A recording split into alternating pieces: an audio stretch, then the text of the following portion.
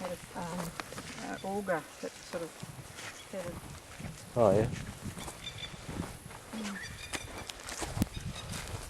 Still run? It possibly would. I Yeah, don't know. yeah. I see a lot of old trucks around on farms like this that actually are still working and going, you know? Yeah. That's awesome.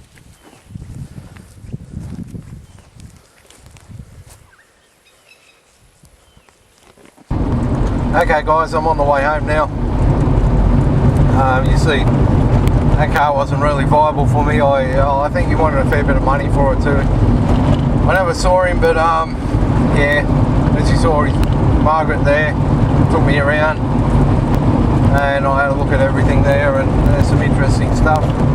But yeah, it's just too rusty, too far gone. All the interior stuffed on it too, really. I told him it's probably good for parts, I could probably part it out. And she said, oh yeah, people will be after parts for that. Yeah, very few of them, but I said I could give them a little bit of money for it if they really wanted to get rid of it. And I said it's just too far gone otherwise. They had that car for a long time, and he actually drove that on the road. Apparently bought it at auction and drove it before they moved there about 10 years ago. It would have been wonderful while it was on the road. It had Daewoo rims and hubcaps on, can you believe that? But anyway, it was no, the sill was rusted right out on one side, and just all the usual stuff. That's not a viable restoration. I said even really good ones of these only go for a few grand. And like if you're going to restore that, that's at least a $20,000 rest, so to do anything to fix the rust in it probably. His assessment of the car was a lot better than what it actually was. No, as I said, no use getting upset about it. He might not have looked at it for years. People have different opinions about what's good and what's not. So you just roll with the punches, you know.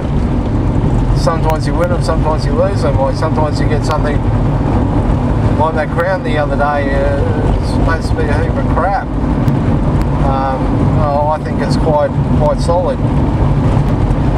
Maybe he'll come to the party and sell me this really cheap, and I'll go and take it off his hands and maybe help some people out with parts. I can't see any real money in it for me, but that'd be a cool thing to have sitting around the house anyway, sitting around the property anyway. Cool old car. Shame to see it like it is. I just knew talking to him that before I got any details, that he had some emotional attachment to the car, and he'd had it for a long time. And I'm perfectly honest, you know, with him too.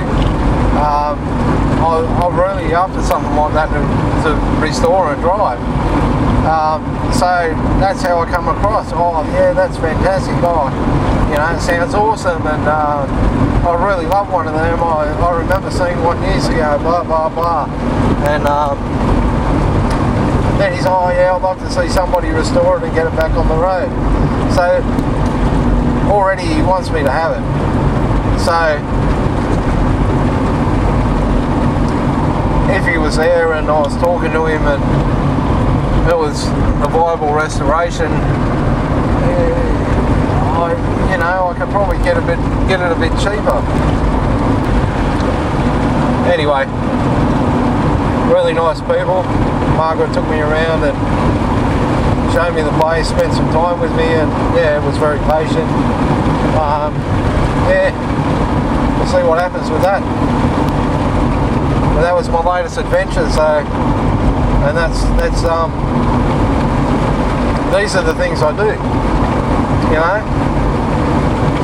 You see these cars at my place, they don't just materialise, you know, some of them do. Some of them are just like across the road, or oh, such and such has got one of these, he wants to get rid of it, he'll take $100 for it, go and get it. Yep, no worries, and you just go and pick it up. A lot of it's hard work like this, where you drive away with no car. And like if I get that and part it out, and there's been about 2 or 3 other trips like this and talking to people and negotiating where I didn't get cars, it all adds up. And if I'm going to part it out, I'm going to get paid for my time. I mean, I'm not some guy with a heap of leftover spares in the shed that I just want to get rid of for next to nothing, which you see all the time, which is fine. But my stuff I've got to pull, and you know, I've got to usually take a heap of photos and send dozens of messages and mucking around, and then the customer disappears or whatever, and half the time, and then you've got to pack it and ship it and deal with all the other issues. And then people, you know, somebody wants a pair of struts and you want $150 or $200 for a pair of struts, and they want them for $30, you know, like, you've got to realise what goes into it. I've got very limited time, I've got very limited money. I'm not greedy, I'm just trying to get by. Trying to get by, and at the same time help people keep their cars on the road. I get a lot of pleasure out of that. That MS65 at home that I've got that's been parted out. Stuff from that's gone to the States, all over Australia. I can't remember, I sent some to parts to the UK, Germany. It gives me a great deal of pleasure knowing that I've got parts to these people who are that desperate for them. You know, before Facebook and the internet are really taking off, how do you get parts for cars like that? You know, people were willing to travel for cars then because there's no other option. Now they're lazy and spoiled. They don't want to pay for anything. You ask a decent price for a car,